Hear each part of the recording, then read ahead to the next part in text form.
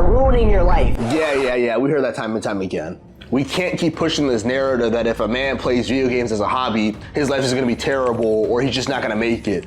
It's not true, which is exactly why in this video, I'm gonna break down the hidden benefits that inspire greatness. I'm also gonna break down the easiest strategies to balance your gaming habits. And then lastly, I'm gonna give you guys some examples of some video games that changed my life and help me as a man. Video games will make you 10 times more creative. According to Linda Jackson, a professor of psychology at MSU, she argues that kids who grew up gaming tend to be more creative when it comes to storytelling and drawing pictures. To the best editors that I know, to my favorite YouTubers, almost every single one of them have one or two games that inspire their imagination or help with the creative flow. Even me, for example, I credit a lot of my creativity from the games I played when I was a child, whether it was Mega Man, the whole Final Fantasy series, like the color grades, the storylines, the main protagonist, all of that inspired me to be my own hero. When I was growing up, I didn't have a lot of heroes or people I could look up to besides maybe my father. See, the correlation between video games and real life are not that too much off when it comes to storylines.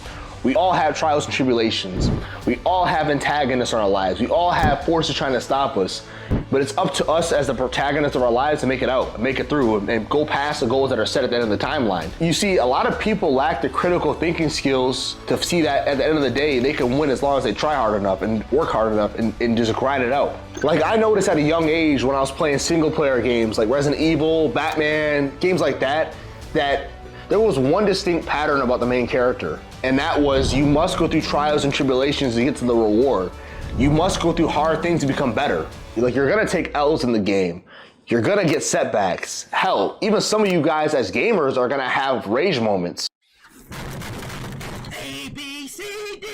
But you have to keep trying if you want to succeed. That is a lesson that I instilled myself from playing video games. I used to get so frustrating fighting Shao Kahn on Mortal Kombat 9. His big ass was in the middle of the fucking game, just taking up so much mental bandwidth from me. And then once you actually finally defeat him after the 100,000th time, you get a lot of confidence in your ability as a Mortal Kombat player. Similar to real life, when you go through some tough shit, you're gonna become a better person, which is a huge concept that you guys don't understand. For example, I've been making content on here for 2 years. Even though the content hasn't necessarily got me the results that I may have wished for at first, it has helped me become a better person overall. Because right now I'm more patient, I'm way better than I thought I would be at content creation.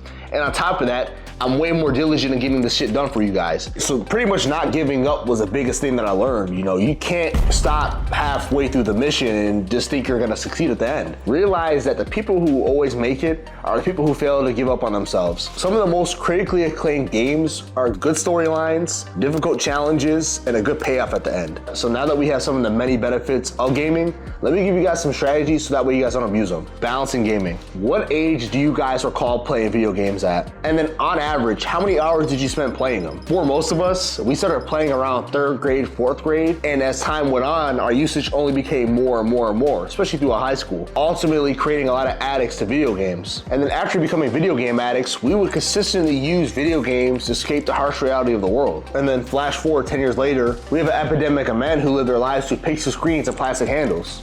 And if you're happy with that, so be it. But most gamers would say that if their life was better outside of the games, they would much rather spend time outside in the real world. You need to convert your gaming into a habit and not a lifestyle. So you need to control when you're gaming, especially on the weekends. Have your day planned out on the weekends so that way you're not spent just bullshitting. Like for example, if you want to be in shape, spend an hour in the morning going and working out. If you want to go meet new people, go spend an hour later tonight watching a sports event. Do things that are going to get you out the house so that way you don't rely on video games so much. And at first it's going to suck. I'm going to be honest with you guys. It's going to suck at first having to break your comfort zones. You're not going to like it. You're going to want to quit. You're going to be finding yourself, consistently battling with your mind. But if you can get past the first few weeks of discomfort, your life is going to change forever. Another huge strategy that I recommend is just front loading your day with the work you need to do. If you go ahead here and do what you need to do ahead of time and you do everything in the beginning of the day, you have as much time as you want at the nighttime to play with video games because you got the job done already. Like for example, once I get off my 9 to 5, I immediately go to the gym. From probably 5:30 to 7, I'm working out. From 7 to 8, I'm getting home eating, right? From 8 to 10, maybe even to 10:30, I'm grinding on my content.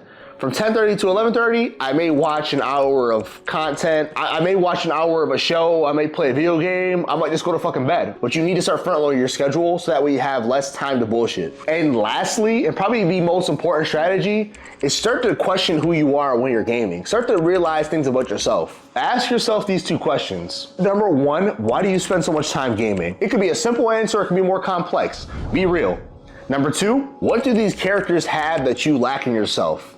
And if you're being real with yourself, you'll come up with a valid answer. We all know the truth. Once you can isolate these reasons and these traits that these characters have and why you don't want to stop gaming, it's gonna allow you to come up with a better strategy so that way you can get off the game as much. I realized myself, when I first got to Houston, the first few weeks I was here, I was pretty much just, working out, playing video games, and not going out much. I had to ask myself, why am I gaming? The reason why I was avoiding social interactions is because I had this social anxiety that said to myself that I wasn't him. I wasn't who I thought I was. So I had to bring my inner Batman. I had to deal with this shit by myself. I had to realize that I'm stronger than I think. You have to draw strength and motivation from anywhere in hard times. And that's exactly what video games allow you to do. And that leads me to the biggest benefit that gaming can provide. It can give you the gift of inspiration. Have you ever had just a random creative thought pop out of nowhere? I would say most of the time it's an idea from God, but sometimes it could just be a past thought manifesting in present time. The brain has neurotransmitters that store our memory. A lot of times when you're working hard and you're trying to come up with certain ideas, the brain will fire off a bunch of them and then boom, you have a new idea. Some people refer to it as a flow state, some people refer to it as a creative flow. Either way, you're almost tapping into a sense of power that's unimaginable. If I had to illustrate this flow, it's sort of like a spider who's created his own web. Any little move in the web, he can instantly know where it's coming from and instantly pull it out to make sure he can capture any prey that may come in his web. That is exactly how Robert Greene describes it in Mastery. So the key to incorporating video games into your creative flow is just not judging your ideas when they pop up. I feel like a lot of creators, they may have a weird idea and just say, that doesn't make sense. Actually think whether or not it makes sense. Because a lot of times the things that shouldn't make sense when it comes to creativity. You literally have the weirdest shit possible that's creative these days and it works, I'll give you guys an example of what I mean. I might see, someone yapping online like Hassan, and I might just put an audio clip of the Charlie Brown just because it makes sense to me in my brain. You should not be rigid when it comes to creativity. Some of my best moments are just random ass things that I said with just goofy ass ideas that I popped up in my head at the time. A lot of reason why you guys like my videos is because I just have a very creative mind. I just don't let anything seem out of the ordinary. Like this twin pack right here, the video game twin pack.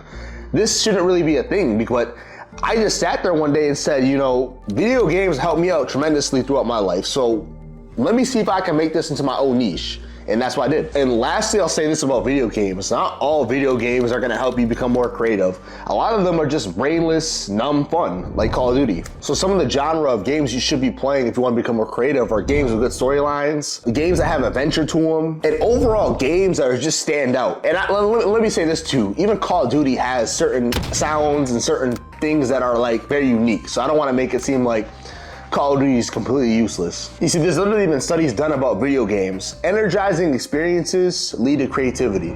So video games are a great hobby. It can easily lead you becoming more creative and inspire greatness.